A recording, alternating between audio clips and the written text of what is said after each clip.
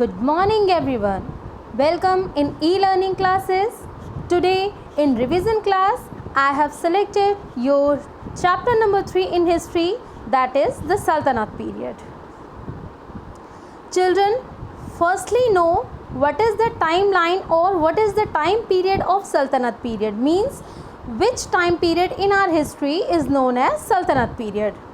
From the date 1206 to 1526 is the time or is the era which is known as the Sultanate period.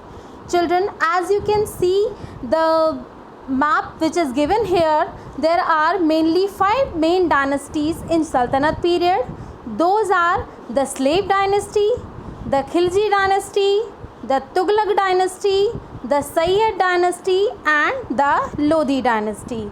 In 1526 there was a war between Ibrahim Lodi and Babur, which was known as the first battle of Panipat in our history, and that is the turning point and that is the changing point also of our history, because after that time period, means 1526, new dynasty has started, that is the Mughal period. What are the main sources of Sultanate period? Children, you should know it that in 6th class we have read about that there were not so many written records of ancient time, but in this time period we have so many written records like we can say chronicles, travelogues. There are few written records of medieval time period and of Sultanate period also. So the main sources are in Persian and Arabic language. Why? Because most of the court poets were Persian and Arabic. ठीक है, ये ज़्यादातर Persian और Arabic language जानते थे.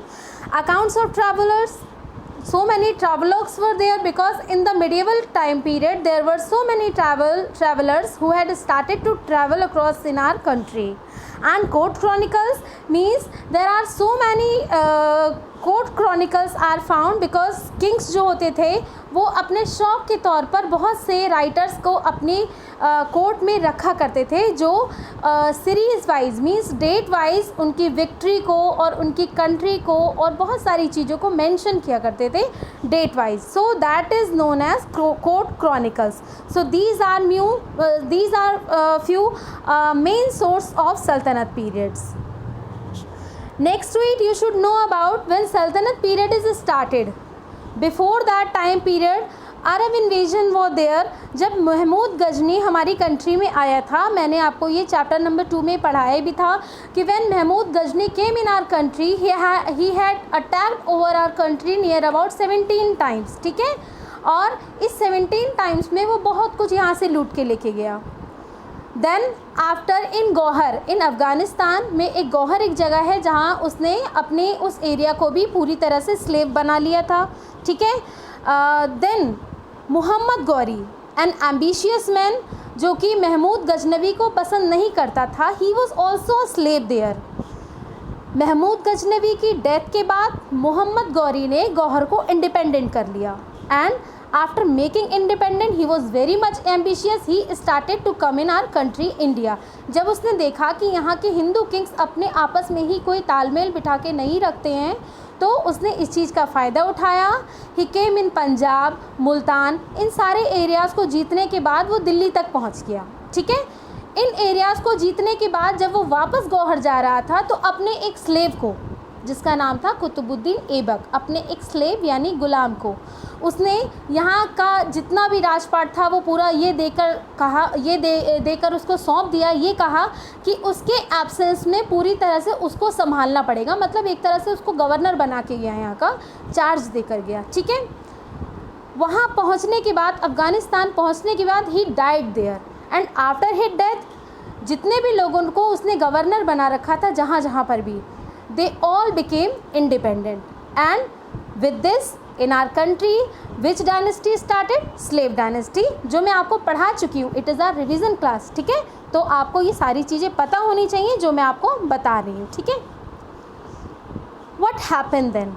In our country slave dynasty has started from 1206. The main kings in slave dynasty were Kutubuddin Aibak, Shamsuddin Iltutmish, Ruknuddin Firoz Shah, Razia Sultan, Nasiruddin Mahmud and Ghiyasuddin Balban. ठीक है, as you can see here in this map the green portion is the part of slave dynasty.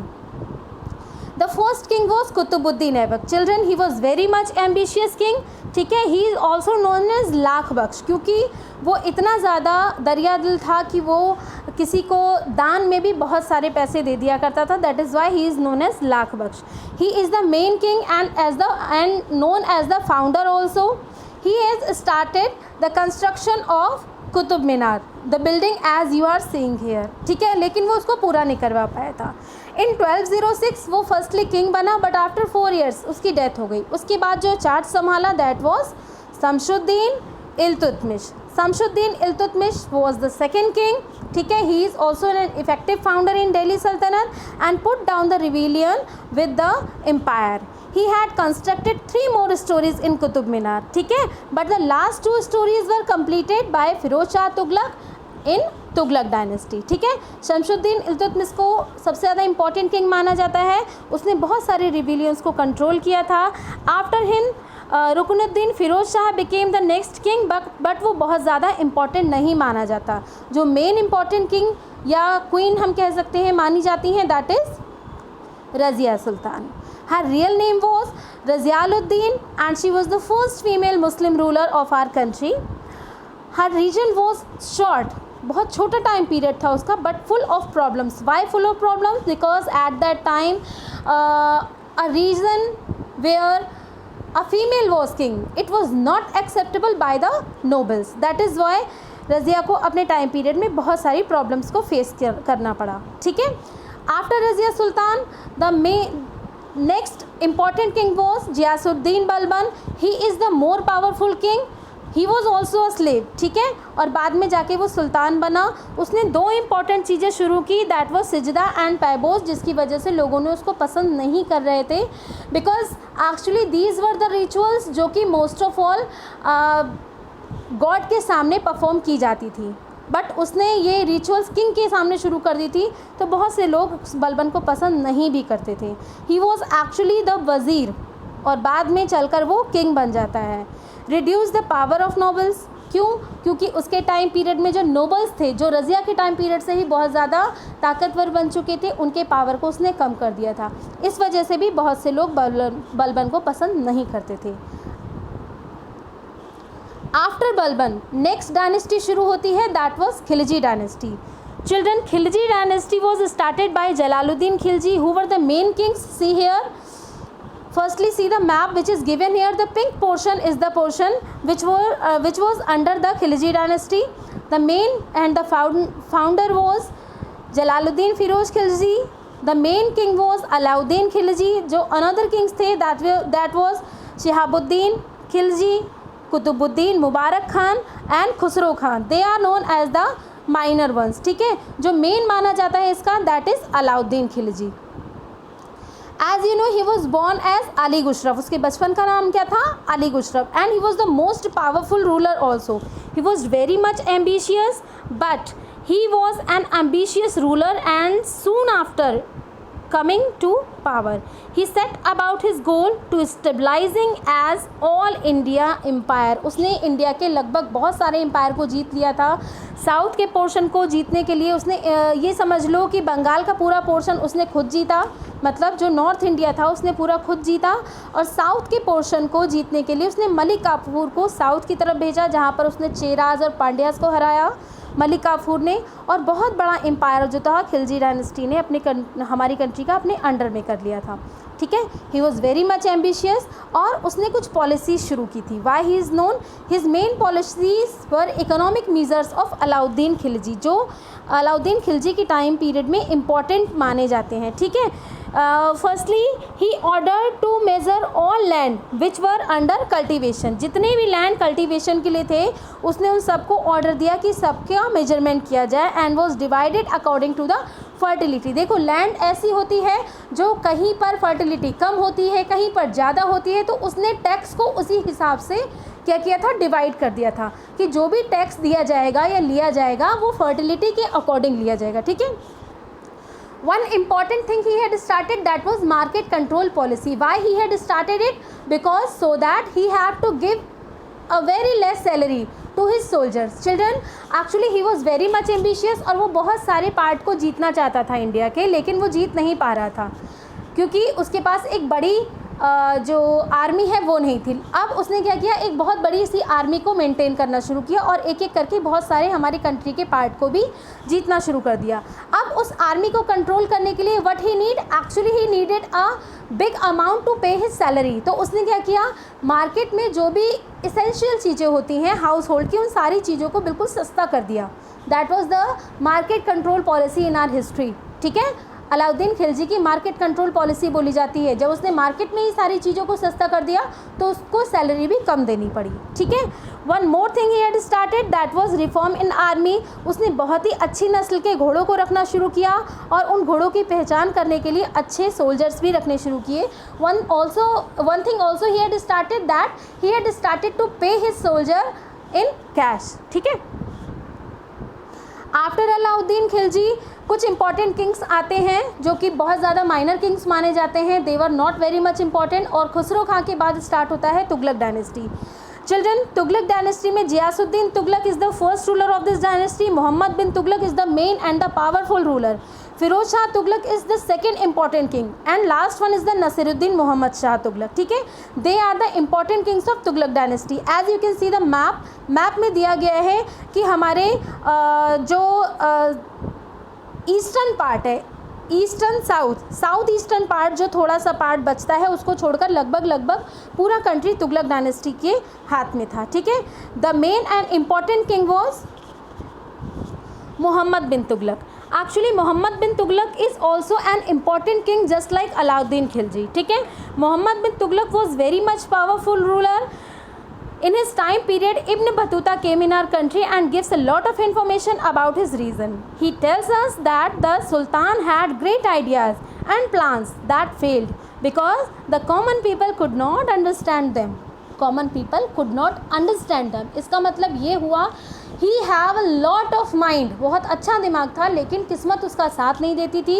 वो जब भी कोई अच्छा काम करने के लिए जाता था तो कुछ ना कुछ उसके साथ गलत हो जाता था, उसका अनफॉर्चुनेटली कुछ ना कुछ गलत हो जाता था, जिसके कारण ये भी कहा जा सकता है कि भाग्य उसका साथ नहीं देता था। And in our history it is told that he was known as the mad king. उसने कुछ इंपॉर्टेंट स्टेप्स लिए जो फेल हो गए, जिसकी वजह से उसको मैड किंग कहा जाने लग गया। His important steps were which can also be said as his mistakes. Taxation in Doab. बेटा मैंने दोआब का रीजन आप लोग को समझाया था कौन सा होता है in our first class, that Doab region is the main and the middle region between the Ganga and Yamuna. किसी भी एरिया को दोआब बोला जा सकता है अगर वो दो नदियों के बीच में है तो। ठीक है, well the Doab region between Ganga and Yamuna was very much fertile. और उसने क्या किया कि उसने वहाँ पर टैक्स को बढ़ा दिया, जो लैंड टैक्स था उसको उसने बढ़ा दिया। It was already done by Alauddin Khilji, लेकिन उसके टाइम पीरियड में ये टैक्स बढ़ा हुआ भी एक्सेप्टेबल था। बट जब मोहम्मद बिन तुगलक ने इस टैक्स को बढ़ाया उस टाइम पे उस एरिया में सूखा पड़ गया था, ड्रॉथ, जिसकी वजह से वो लोगों के बीच में बहुत ज़्यादा अनपॉपुलर हो गया था कि why the king had started to increase the tax in Doab जब इस टाइम पर यहाँ पर सूखा पड़ा हुआ है। ठीक है, shift of capital.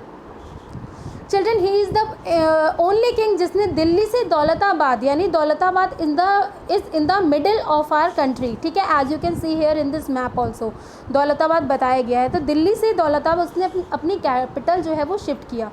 It's reason was the attack of Mongol. Actually Mongol were the dacoits type, और वो क्या करते थे अलग अलग पार्ट्स में मोस्ट ऑफ ऑल अटैक करते थे, वहाँ से लूटपाट करके वापस लेकर सारी चीज़ों को चले जाते थे। तो Mongols had increase their empire a lot. ठीक है, उन्होंने अपने एम्पायर को भी बहुत ज़्यादा बढ़ा लिया था, एशिया से लेकर बहुत दूर दूर तक उनका एम्पायर जो था वो फैला हुआ था। तो उनके डर से भी उसने क्या किया था कि मंगोल्स के आने का डर मोस्ट ऑफ ऑल नॉर्थ की तरफ से था और दिल्ली भी नॉर्थ में थी। तो उसने क्या किया था, दौलताबाद में अपना कैपिटल शिफ्ट कर दिया, लोगों को वहाँ पैदल भेजा, लोगों ने बहुत सारे प्रॉब्लम्स को फेस किया। बट वहाँ पहुँचने के बाद उसको दोबारा रियलाइज़ किया कि उसने वो गलत किया, दैट वॉज द फुलिशनेस। ठीक है, and what he had done again, उसने फिर से दोबारा लोगों को दौलताबाद से दिल्ली शिफ्ट होने को कहा। तो रास्ते में बहुत से लोगों की डेथ हुई, किंग बहुत ज़्यादा अनपॉपुलर हो गया, बहुत से लोगों के साथ लूटपाट हुई, बहुत सी परेशानियां लोगों ने झेली, that is Y king was very much unpopular, ठीक है। And the third one was introduction of token currency, what he had done that time, actually silver की उस समय बहुत ज़्यादा शॉर्टेज चल रही थी, तो किंग ने क्या किया, उसने कॉपर के करेंसी जो है वो अपने देश में कॉपर की करेंसीज़ को चला दिया, ठीक है। दैट वॉज नॉट रॉन्ग, ठीक है, ये गलत नहीं था, but what he had done, उसने जो उसमें पंच मार्क लगाया था वो इतना ईजी था कि any common people can easily copy that, ठीक है। तो ईच एंड एवरी हाउस, जो भी हर घर था, मोस्ट ऑफ ऑल घर क्या बन गए थे, कॉइन हाउस बन गए थे, लोग अपने घरों में ही कॉइन्स को बनाने लग गए थे, जिसकी वजह से फ्रॉड कॉइन्स बहुत ज़्यादा मार्केट में आ गए थे और उसकी जगह पे सिल्वर कॉइन्स को लोग शाही खजाने में दे रहे थे और सिल्वर कॉइन्स को लेके जा रहे थे, तो शाही खजाने में भी ज़्यादातर कॉपर की करेंसी भर गई थी। तो ये उसका बहुत ही बड़ा बिग मिस्टेक था विच ही हैड डन, जिसकी वजह से Mohammad bin Tughlaq is known as the mad king. After Muhammad bin Tughlaq, the second most important Tughlaq king was Firoz Shah Tughlaq. Firoz Shah Tughlaq is known for his mind and for his activities. उसने बहुत सारी ऐसी important activities की थी, या फिर हम ये कह सकते हैं कि Firoz Shah Tughlaq was a learned man, ठीक है, and in his time period he was the follower of nobles. Nobles को बहुत ज़्यादा मानने लग गया था वो, उसने देखा था कि मोहम्मद बिन तुगलक ने नोबल्स की बात नहीं मानी थी, तो इसकी वजह से मोहम्मद बिन तुगलक बहुत ज़्यादा अनपॉपुलर हो गया था, तो he was the follower of nobles. In his time period art and culture was increasing, क्योंकि वो इन सब चीज़ों का बहुत ज़्यादा शौकीन था, तो उसने अपने टाइम पीरियड में इन सब चीज़ों को बहुत ज़्यादा बढ़ावा भी दिया था। Few aspects of Tughlaq rule, that was the sultan. देखो सुल्तान सबसे ज़्यादा पावरफुल हुआ करता था तुगलक के टाइम पीरियड पर, ठीक है, उसका एक अलग ही रुतबा हुआ करता था, and the sultan having an important chair also, ठीक है। The court was very much ceremonial and sajda and paibos was perform there was a fix high platform for sultan and each and every member had a fix place to stand, okay, not to sit, that place was to stand. Nobility means those people who were the important one in the court, those nobles were very much powerful in the group and most of them were Turkish and Afghans, ठीक है, and rulers often gave high post to their slaves. As you can see here this picture, the nobility were mainly दीवान वजारत, जिसका काम था finance को देखना, दीवान रसालत who used to see the religious matter, दीवान अरश जिसका काम था मिलिट्री को देखना, and Diwan Insha who use to see the royal correspondence sorry. Few important post were wazir which is known as prime minister, qazi which was the chief जज and adviser also, Bakhshi who used to who was the paymaster of the army, and the nobles who had overall charge of army was Ariz Mumalik. The main thing was the land control and the Ikta system of Tughlaq dynasty. Actually बेटा Ikta system क्या होता है? Ikta का मतलब होता है land which is given as a gift to the landowners or to the jagirdars. Actually क्या होता था in that time period, whenever any king is going to be happy, he used to give few parts like 1 or 2 villages, एक और 2 गांव दे दिए पूरे किसी जागीरदार को कि तुम्हें यहाँ का टैक्स लेना है, उसी से अपना काम चलाना है, ये तुम्हारे लिए गिफ्ट है या तुम्हें ये देखना है। तो it was the work of that jagirdar, जिसको फ्यूडेटरीज भी बोला जाता था, they use to control all land. तो ये होता था इक्ता सिस्टम, जो कि किसी एक पर्टिकुलर जागीरदार को एक पर्टिकुलर ज़मीन दे दी जाती थी, पूरा का पूरा गांव दे दिया जाता था उसको कंट्रोल करने के लिए, देखने के लिए। इन तुगलक्स बेटा ये इक्ता सिस्टम जो है बहुत पुराना चलता चला आ रहा था, लेकिन ये तुगलक्स के टाइम पीरियड में हेरिडिटी हो गया था। Heredity in the sense if any person having the land, तो उसकी डेथ के बाद उसका बेटा ऑटोमेटिकली उस पूरे लैंड को संभालने लग जाएगा, that is the heredity system. Tughlaq से पहले ये इक्ता के सिस्टम जो था ये हेरिडिटी नहीं थी, but in his time period it is became the heredity. Timur's invasion, actually after Firoz Shah Tughlaq there was a Timur invasion in our country, ठीक है। In this time period Timur was the ruler of Mongol, जो मैंने अभी आपको Mongol invasion के बारे में बताया था। He came in our country and looted Delhi, और before leaving Delhi उसने क्या किया, खिज्र खां को एज अ डिप्टी इंडिया में अपॉइंट करके गया कि उसके एब्सेंस में खिज्र खां दिल्ली की सल्तनत को संभालेगा। And then what happen, Khizr Khan became the first ruler of Sayyid dynasty. Sayyid dynasty. When Khizr Khan came in our country, then he had started the Sayyid dynasty. Khizr Khan को कौन अपॉइंट करके गया था? Timur, after his invasion. ठीक है, तो खिज्र खां जब डायनेस्टी को स्टार्ट करता है, ये बहुत शॉर्ट पीरियड के लिए डायनेस्टी बनी थी. Mainly king was Khizr Khan Sayyid, Mubarak Shah Sayyid, Mahmud Shah Sayyid, Alauddin Alam Shah Sayyid. ठीक है, actually Khizr Khan is known as the main important kings, और उसके बाद जितने भी आते हैं इस डायनेस्टी में बहुत ज़्यादा इम्पॉर्टेंट नहीं माने जाते हैं. ठीक है, Mubarak Shah succeeded his father and was the man of vision and could have revived the old glory, but Mahmud Shah was the Mubarak Shah nephew and nobles became very powerful during his time. जो नोबल्स थे वो बहुत ज़्यादा पावरफुल हो चुके थे. ठीक है, and the last one was Alauddin Alam Shah Sayyid. In 1451 he lost Delhi to Bahlul Lodi. ठीक है, उसके टाइम पीरियड में दिल्ली वो हार गया बैटल में, और तब से कौन सी डायनेस्टी स्टार्ट होती है? बहलूल लोदी की, यानी लोदी डायनेस्टी स्टार्ट होती है. ठीक है, Lodi dynasty. The main kings were Bahlul Lodi, Sikandar Lodi and Ibrahim Lodi. Children, the Lodi dynasty was an Afghan dynasty that ruled the Delhi Sultanate from 1451 to 1526. ठीक है, it was the last dynasty of the Delhi Sultanate and was the founded by Bahlul Khan Lodi when he replaced the Sayyid dynasty. The important king was Ibrahim Lodi. Ibrahim Lodi के अलावा सिकंदर लोदी भी बहुत ज़्यादा powerful माना जाता है. ठीक है, let's start about Ibrahim Lodi. Children, actually Ibrahim Lodi succeeded Sikandar Lodi. The Afghan nobles revealed against him. ठीक है, क्योंकि वो नोबल्स के बिल्कुल अगेंस्ट में चलता था. He however defeated them and to prevent such revolt in future he replaced senior noble and governors. अब इसने ये बहुत बड़ा स्टेप लिया. इब्राहिम लोदी ने अपने दरबार में से उसके जो सीनियर नोबल्स थे, जो बहुत सालों से चलते चले आ रहे थे दरबार में, उसने उनको उनके पोस्ट से हटा दिया और नए लोगों को रिक्रूट कर दिया. तो जो हटे हुए नोबल्स थे जिसको उसने डिस्पोस्ट कर दिया था, जिसकी वजह से वो लोग बहुत ज़्यादा नाराज़ थे. And they invited Babur to come in our country and fight a battle with Ibrahim Lodi. According to their letter, Babur came in our country and then what happened? Lodi in the first battle. तब ये जो बैटल शुरू होता है that was the battle of Panipat. जब बाबर हमारी country में आता है लोगों के इनवाइट करने पर, नोबल्स के इनवाइट करने पर. अब जो भी नोबल्स जो थे इब्राहिम लोदी के अंदर तक की बातों को जानते थे, उन्होंने बाबर को सारी बातें बता दी कि किस तरह से वो इब्राहिम लोदी को जीत सकता है. Then the battle was fought, that was the battle of Panipat. ठीक है, as you can see this picture, that was the battle of Panipat in 1526. there Babar defeated Ibrahim Lodi. ठीक है, और उसके बाद जो नया किंगडम शुरू होता है that is the Mughal empire. ठीक है, फ्रॉम 1526 टू 1857. ठीक है, इसके बाद क्या शुरू होता है? ब्रिटिश, जो आप 8th क्लास में पढ़ोगे.